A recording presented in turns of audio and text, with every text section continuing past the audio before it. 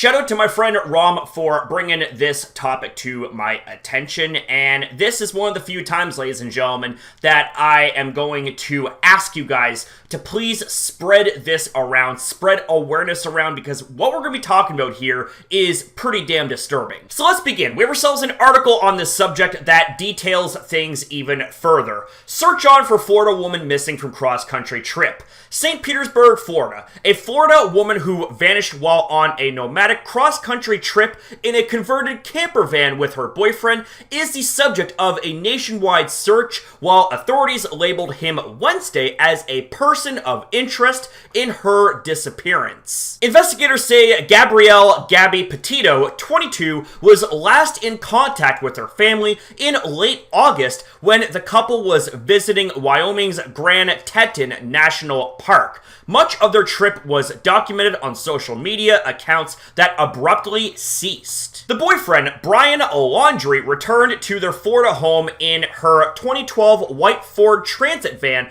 on September 1st. 10 days before Petito's family reported her missing, according to police in the Gulf Coast town of Northport. That van has since been impounded by investigators and processed for clues. Laundrie has not cooperated with police and is now considered a person of interest in the case, Northport police said. He has not been charged with any crime. The FBI and the Suffolk County Police Department in New York are assisting in the investigation. We are pleading with anyone, including Brian, to share information with us on her whereabouts in the past few weeks. Northport Police Chief Todd Garrison said in a statement Wednesday. The lack of information from Brian is hindering this investigation. The answers will eventually come out. An attorney for the Laundrie family, Steve Bertolino of New York, said in an email Wednesday that the family is remaining in the background as the search continues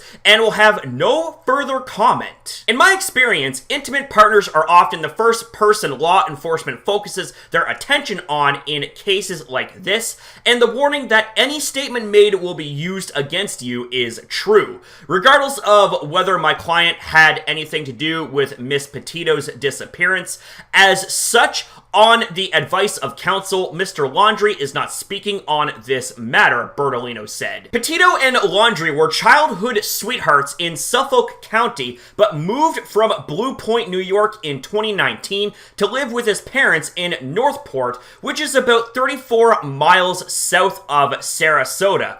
They set out on their journey in July from New York, saying on social media accounts they intended to reach Oregon by Halloween. An 8-minute YouTube video titled Van Life, Beginning Our Van Life Journey, features scenes from the couple's trip. Gabby Petito never goes outside, she says while walking with Brian along a beach. The video, set to music, has nearly 450,000 views. Sunsets. Gabby driving the white van. Gabby running along the beach. Gabby preparing food. Other images show the couple sharing kisses, flipping backwards on swings, and cartwheeling on the beach. I love the van, she says near the end of the video as the camera pans to the white Ford parked in the Utah desert. The entry is the only one posted on their YouTube channel, Nomadic Static. Thank you so much for watching, and we hope you tag along on our journey wherever the van takes us, they wrote. Yet there are signs something was seriously wrong.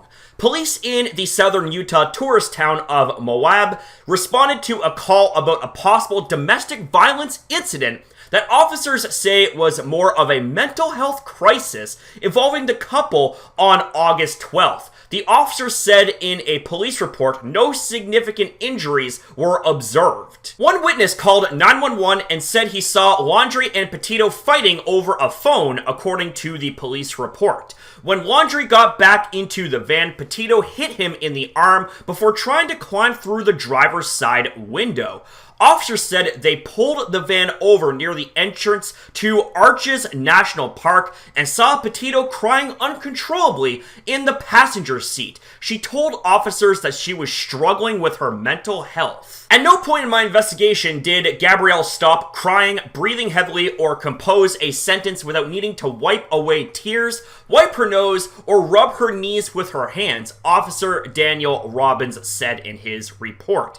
Laundrie reportedly told Robbins that emotional tension had been building between him and Petito, and that they were arguing more frequently because they had been traveling together for 4 to 5 months. Laundrie said that when the two of them began arguing in town, he had attempted to separate from Petito so they could calm down. Laundrie said he got into the van, but Petito was afraid he would leave without her, so she went to slap him, and he pushed her away to avoid the blow, according to the police report. Officers recommended that the couple spend the night apart, but didn't file any charges after investigating.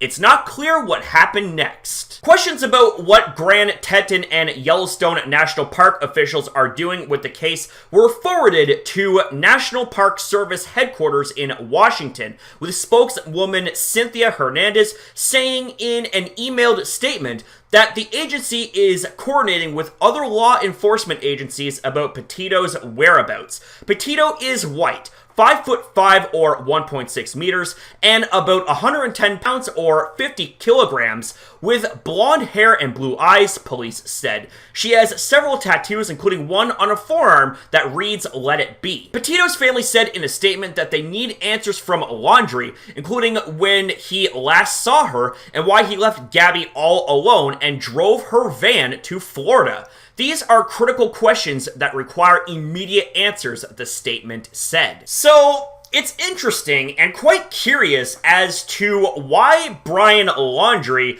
is remaining awful silent about the whereabouts of his girlfriend being Gabby. I mean, I understand that there are disputes and arguments when it comes to relationships.